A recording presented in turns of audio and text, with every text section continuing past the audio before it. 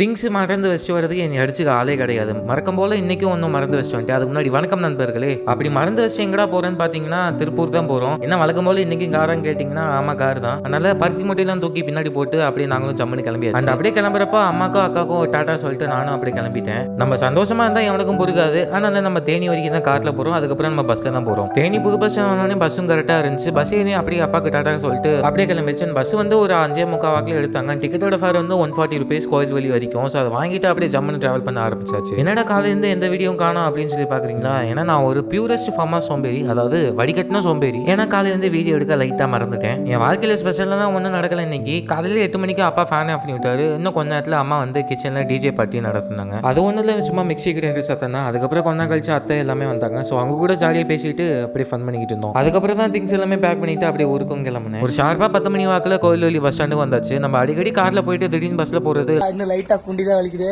And வந்தோடனே அண்ணனுக்கு கால் பண்ணேன். அண்ட் 10 நிமிஷத்தில் வந்து என்னை கூட்டிகிட்டு வீட்டுக்கு போயிட்டாங்க. அண்ட் வீட்டுக்கு போனோடனே என்னை வெல்கம் பண்ணுறதுக்கு மைசூர் பாக் தான் கொடுத்தாங்க. அதை சாப்பிட்டு அப்படியே டின்னரையும் முடிச்சிட்டேன். அண்ட் கொஞ்ச நேரம் சாங்ஸ் கேட்டுக்கிட்டு இருந்தேன். ஏன்னா ரொம்ப டயர்ட் ஆயிடுச்சு. அண்ட் அப்படியே எடிட்டிங் வேலையை பார்க்க ஆரம்பிச்சிட்டேன்.